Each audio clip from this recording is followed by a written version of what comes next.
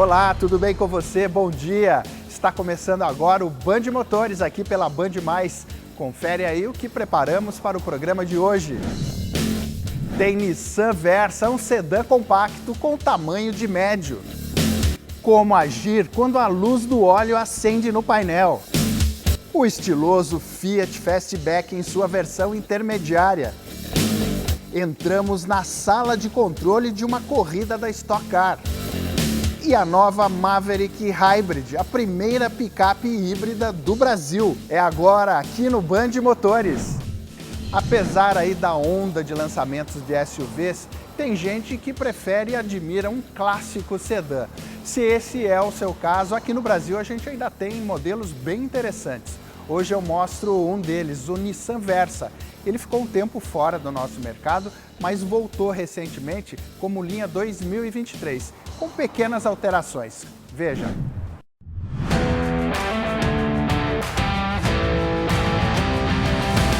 Como eu falei, este Versa é exatamente aquele que nós já conhecemos. A característica desta geração aqui é uma carroceria marcada por vincos e aqui na dianteira os faróis afilados e principalmente a grade em V, que identifica aí a identidade visual dos modelos Nissan em todo o mundo.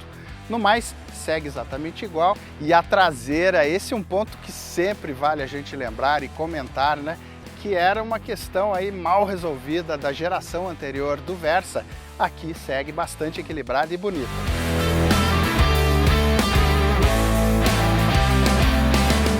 Esta versão é a Exclusive e aquela característica dos modelos Nissan a gente nota sempre aqui, né? Ele tem um acabamento geral mais neutro, quase simples. Aqui a situação é melhor, principalmente por causa desse painel aqui, que é o mesmo do Kicks, aliás, e traz essa superfície almofadada num tom cinza que dá um bonito contraste aí. Nesta linha 2023, a grande novidade da versão Exclusive está exatamente aqui. Ela passa a oferecer o carregador de celular por indução. Outra novidade envolve a versão de baixo, a Sense, que passa a oferecer faróis de neblina e o conjunto de faróis com DRL integrado. Agora o legal também é que a Nissan reforçou aqui a estrutura do Versa, né, colocando aços de alta resistência na carroceria para melhorar aí a rigidez torsional e melhorar a aerodinâmica e também a segurança do carro, sempre para garantir mais segurança, principalmente em curvas, para evitar a rolagem de carroceria. Agora o Versa, nesta versão Exclusive, continua oferecendo aqueles recursos de condução semi-autônoma e que contribuem muito para a segurança. Isso vale para o alerta de colisão frontal com frenagem automática, alerta de ponto cego e também o alerta de tráfego cruzado traseiro.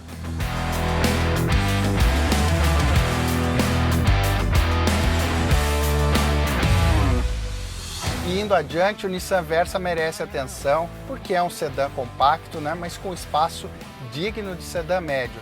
Os passageiros de trás, em especial, vão muito confortáveis e oferece bastante espaço também para bagagens, com porta-malas com 482 litros de capacidade. Depois segue entregando uma posição muito positiva aqui. Aliás, o Versa, vale ressaltar, tem um acerto de suspensão, um acerto aerodinâmico muito equilibrado, é um carro gostoso de guiar. A situação só não é melhor porque ele segue equipado com um motor 1.6 flex aspirado e que perdeu um pouquinho de força nesta linha 2023 por causa da nova calibração aí em respeito às mudanças nas leis de emissões. É uma pequena diferença, praticamente imperceptível quando você está usando o carro. Mas ele mantém aquela característica também, como usa a transmissão automática do tipo CVT, quando você precisa de uma retomada rápida, a rotação sobe muito rápido, o ronco do motor cresce aqui dentro. E ele não é um carro super ágil, né? Ele demora um pouquinho para responder. Vai bem depois de embalado numa rodovia. Já o consumo continua bom dentro aí da média do segmento, mas ele também continua sofrendo com a autonomia um pouco limitada, né? Porque vale lembrar, ele tem um tanque menor e isso acaba te obrigando a abastecer o carro com mais frequência.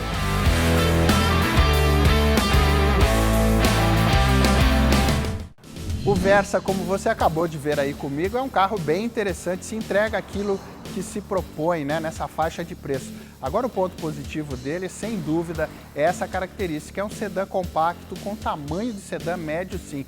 Isso faz muita diferença para quem vai comprar esse tipo de carro. Agora lembre, esse não é ainda o novo Versa que já apareceu lá no México. A expectativa é de que ele chegue aqui no Brasil ainda neste ano. Então vamos em frente agora para falar mais uma vez de automobilismo. E hoje, para mostrar um espaço pouco frequentado, limitado a poucas pessoas, dentro de uma corrida de alto nível. Eu falo da sala de controle da Stock Car. E quem conseguiu essa proeza foi o César Bresolim. Vamos ver. Meus campeões, vamos entrar no cérebro do automobilismo, no núcleo da inteligência. Assim como o sangue acelera em nossas veias, nós vamos acelerar as informações das competições automobilísticas até chegar ao coração das informações, no Racing Control. Vamos lá? Pedindo licença aqui, chegando justamente onde a gente falou, no cérebro do nosso automobilismo. Mirnei. Tudo bem? Tudo bom, meu campeão? Tá bom, querido? Bem, graças a Deus. Dá licença, a gente está chegando no teu QG aqui. Fique à vontade, aqui é o nosso escritório do fim de semana. Ah, aqui onde a brincadeira acontece. É, aqui a gente tem controle da prova, efetivamente a direção de prova, resgate, parte médica, sinalização, pessoal de tecnologia que dá todo o suporte. Nessa tela a gente tem projetado as duas câmeras com controle remoto, a gente consegue cobrir quase 100% do autódromo. Aqui o multiview da geradora de imagens que gera para a televisão, para Bandeirantes, né? Ali o PGM, que é a parte está indo para o satélite. Nas laterais nós temos as cronometragens, também GPS e tal, a gente muda.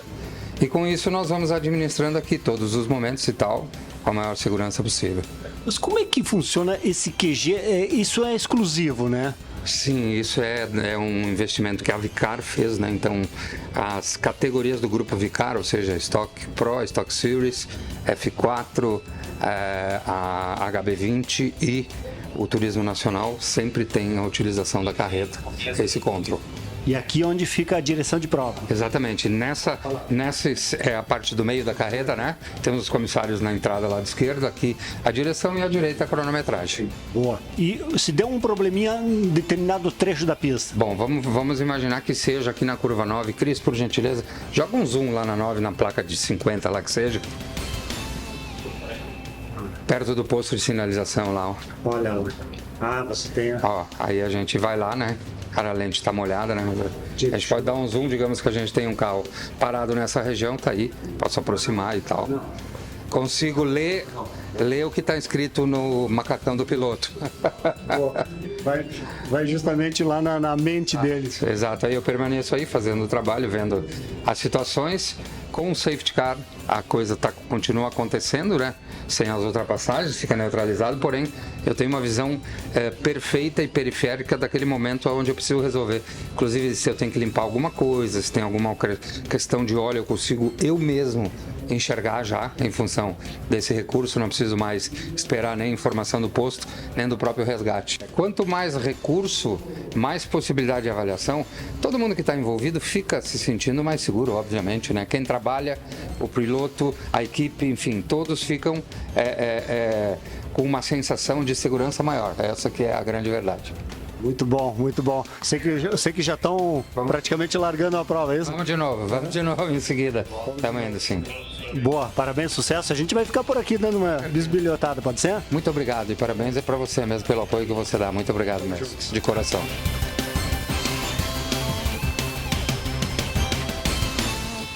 Agora vamos fazer o nosso primeiro intervalo, mas fica aí que eu já volto com uma dica de manutenção e para mostrar o SUV Coupé da Fiat. Até já!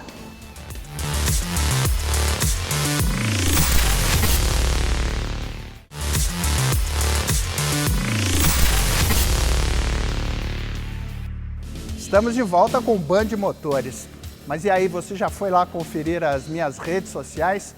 Já contei aqui, eu também estou no Instagram, no YouTube, e além das coisas que eu mostro aqui, lá tem algumas exclusividades, principalmente eu acompanho aí o dia a dia do setor automotivo e você pode ver algumas coisas em primeira mão, tá bom? Vai lá e faz a sua inscrição.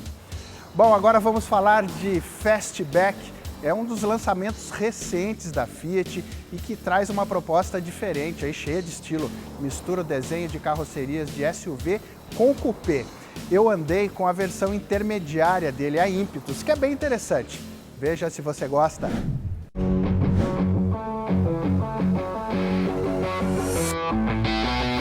Bom, esse é mais um carro desta nova fase que a Fiat vem implantando há algum tempo aqui no Brasil, onde pretende só produzir e comercializar carros mais elegantes, mais refinados.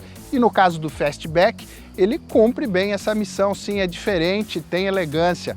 Olhando ele de frente, você percebe que ele lembra muito o Pulse. Aliás, praticamente tem a mesma dianteira do Pulse Abarth. Isso vale para a grade, para as entradas de ar laterais na vertical e o desenho do para-choque. Agora, de diferente mesmo, a gente tem que olhar para a lateral dele. Isso porque é nessa faixa do carro aqui que a gente tem alguns pontos que podem gerar discussão sobre a harmonia, sobre o tamanho, as proporções de alguns elementos. Começa por isso aqui, ele está com uma roda de 18 polegadas nesta versão, mas como tem essa grande faixa aqui, essa moldura, né, bem larga na caixa de rodas, a roda parece ser menor do que realmente é.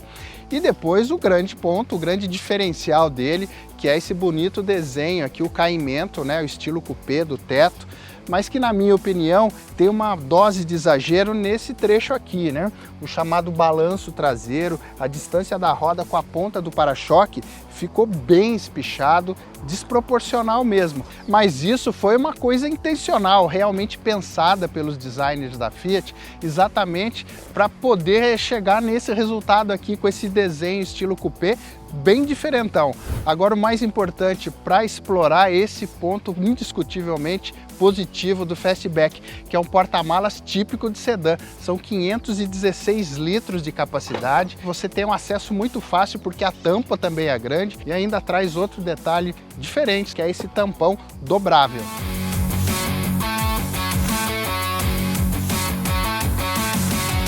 Agora passando para dentro, aí sim é tudo muito parecido com o que já conhecemos no Fiat Pulse. E isso é legal, bastante plástico, mas o acabamento é bem feito, traz essa boa tela multimídia de 10 polegadas nessa condição mais elevada sobre o painel. E nesta versão aqui, que é a Impetus, o conjunto de instrumentos já é o 100% digital configurável. Agora, exclusivo e diferente aqui é o console central, que é mais alto, né, bem elevado. Isso porque no Fastback não tem a alavanca do freio de estacionamento, que aqui já usa um botão eletrônico. Isso abriu espaço, por exemplo, para esse porta-copos removível, que abre um outro espaço para objetos embaixo, e também para as entradas USB e saídas do ar-condicionado para quem senta atrás.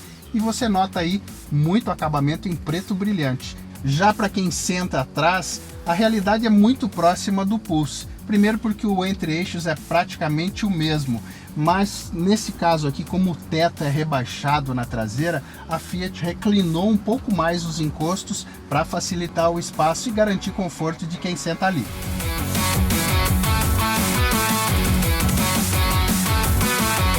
E nesse caso eu estou com a versão Impetus, né, como falei, que traz o motor 1.0 turbo de 3 cilindros, 130 cavalos de potência e 20,4 kgfm de torque. Ele vem sempre acompanhado da transmissão do tipo CVT, que simula trocas de até 7 marchas, tem opção de mudanças aqui, né, pelas aletas do volante. E como eu já elogiei no Pulse, esse conjunto responde muito bem, tem um acerto muito equilibrado entre o trabalho do motor com a transmissão, que até simula mesmo pequenos trancos de trocas de marchas, né? Bem legal.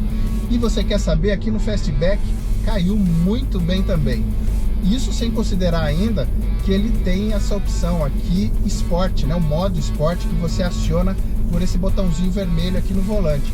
E aí a configuração do motor, de transmissão e de direção, que fica um pouquinho mais pesada, é alterada, né? Para você acelerar mais forte. O motor estica mais as marchas, trabalha em rotação mais alta e reforça ainda mais essa disposição para retomar rápido. Tudo isso sem pesar muito no consumo.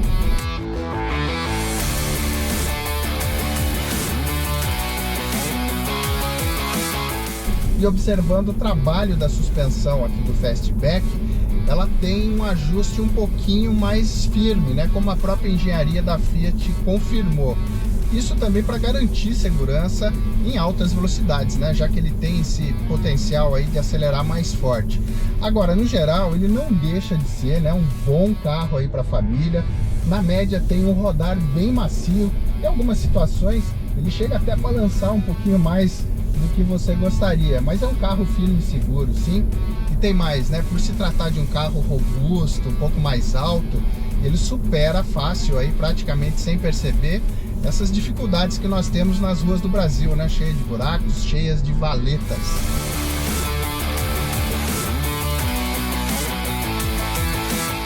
O Fastback capricha no conteúdo de equipamentos de segurança também, trazendo aqueles recursos mais modernos aí, né? Isso vale para frenagem automática de emergência, alerta de saída de faixa que corrige aqui o volante, né? Corrige a trajetória, mudança automática de farol alto. Agora, pensando no segmento em que ele atua, aí ele fica devendo algumas coisas. Dentro desse contexto aí de oferecer esses recursos semi-autônomos, merecia também trazer aqui o controle de cruzeiro adaptativo e também mais 2 airbags, né? Ele tem apenas 4, sendo que a maioria aí dos seus concorrentes diretos já oferecem 6 airbags.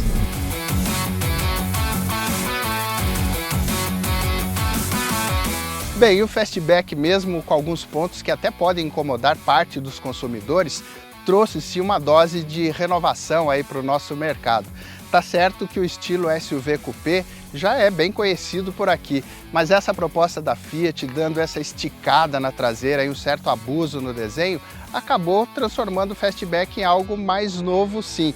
E o principal, com essa proposta, ele resolveu aí o problema da maioria dos SUVs compactos e até dos médios, que é o porta-malas mais modesto. Aqui ninguém pode reclamar disso. E o resultado prático é que o Fastback, pouco antes de completar 3 meses no mercado, já tinha batido a marca das 10 mil unidades vendidas. Um bom resultado para um recém-chegado, concorda?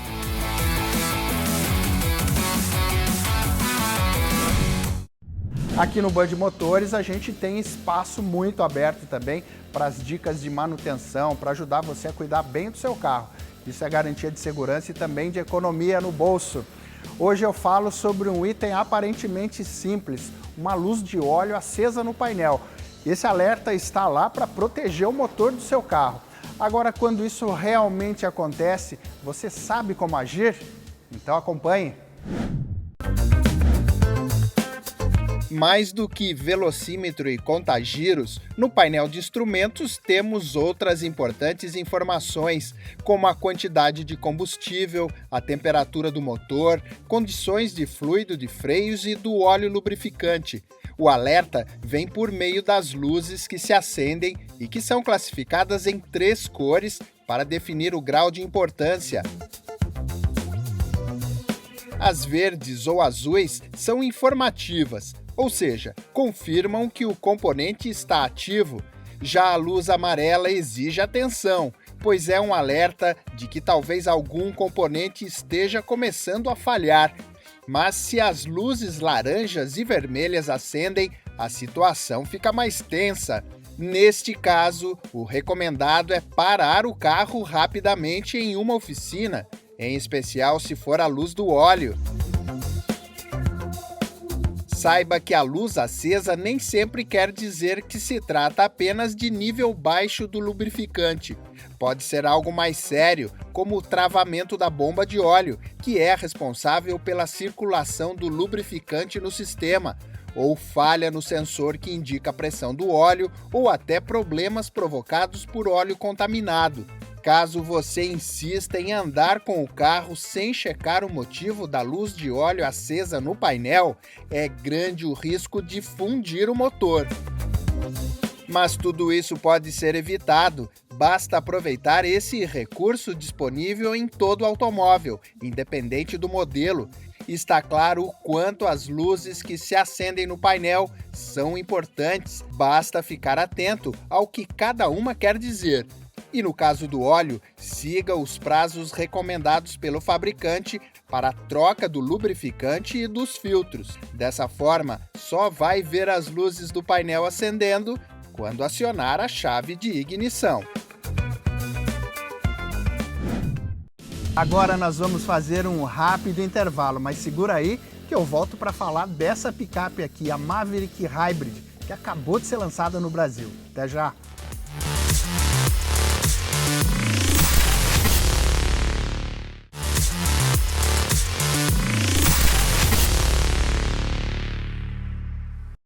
Estamos de volta com o Band Motores aqui pela Band+. 2023, como muitos executivos da indústria automotiva vêm falando, deve ser o ano das picapes aqui no Brasil. Aqui no Band Motores mesmo, toda semana falamos dela. E hoje tem mais uma, a Ford Maverick Hybrid, que chega como a primeira picape híbrida do Brasil. Veja se gosta dela.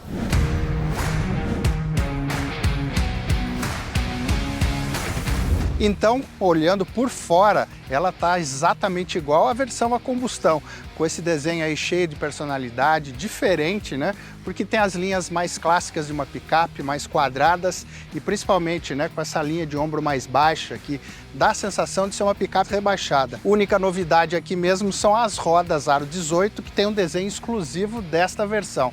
E depois, aproveitando aqui na traseira, ela tem uma diferença aí que envolve mais a dinâmica, que por não se tratar de uma versão 4x4, o eixo traseiro aqui é do tipo torção, não traz os braços multilink.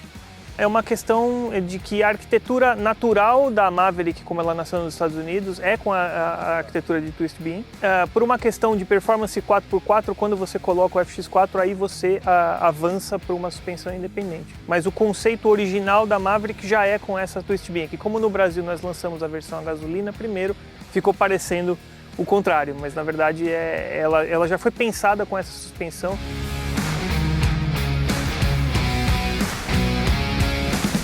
A Maverick Hybrid chega agora em versão única, a Lariat. Ela é equipada com o motor Atkinson 2.5 movido a gasolina e a transmissão eCVT, integrada a outro motor de tração elétrico e ao gerador.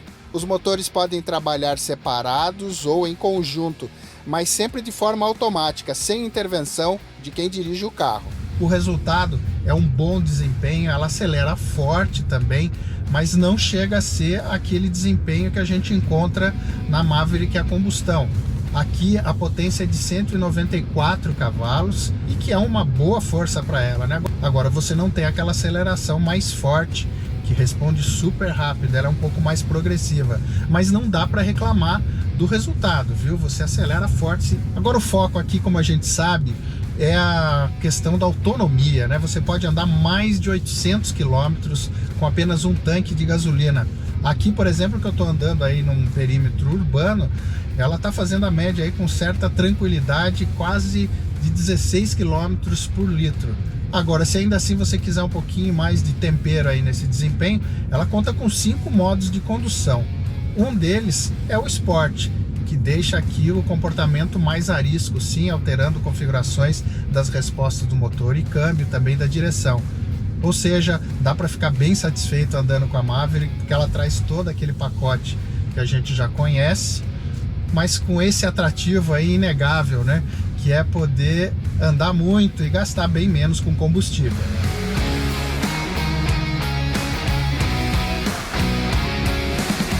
Passando para dentro da Maverick Hybrid, tudo igual também, a não ser por um detalhe no painel de instrumentos, né? No lugar do conta-giros, ela traz um visor com as informações de uso da carga da bateria e do motor.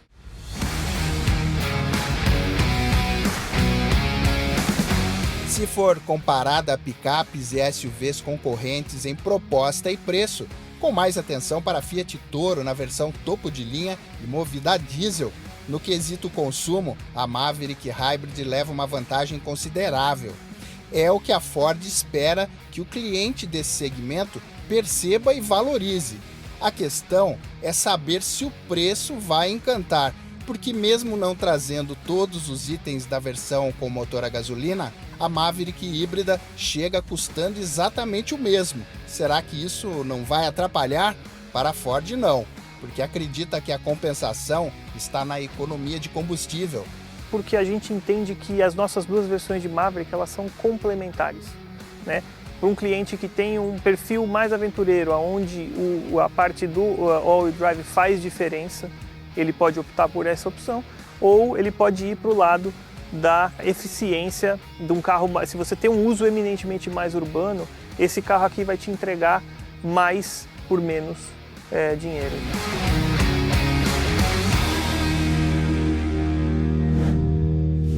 A Maverick, como eu mostrei aí, ela tem um desenho cheio de personalidade, explora essa linha mais retrô, aliás, inspirada também nas clássicas picapes dos anos 80, como a Ranger Splash, que também é da Ford e que faz a cabeça de muita gente até hoje. Agora, essa Maverick traz várias características, várias soluções, por exemplo, do lado de dentro. E mesmo aqui, nessa versão híbrida, mantém esse ponto positivo. Um exemplo, mesmo trazendo a bateria aí, né, embaixo do assoalho, ela não perdeu esse recurso, que é um porta-volumes considerável aqui embaixo do banco traseiro. Muito fácil de abrir, só puxar uma alça. Dá para carregar bastante coisa aqui. Agora, claro, o grande apelo desta versão é a economia de combustível, que é muito grande. E também porque colabora aí com a redução de poluentes. Olha, se você gostou da Maverick híbrida, pode rever a matéria em nosso canal do YouTube e na Band Mais TV. É só acessar lá, conferir essa matéria e também as outras que mostramos hoje. Aproveita e faz a sua inscrição, ok? O Band Motores de hoje fica por aqui. Eu agradeço a sua companhia e te espero no sábado que vem. Valeu, um grande abraço e até lá. Tchau!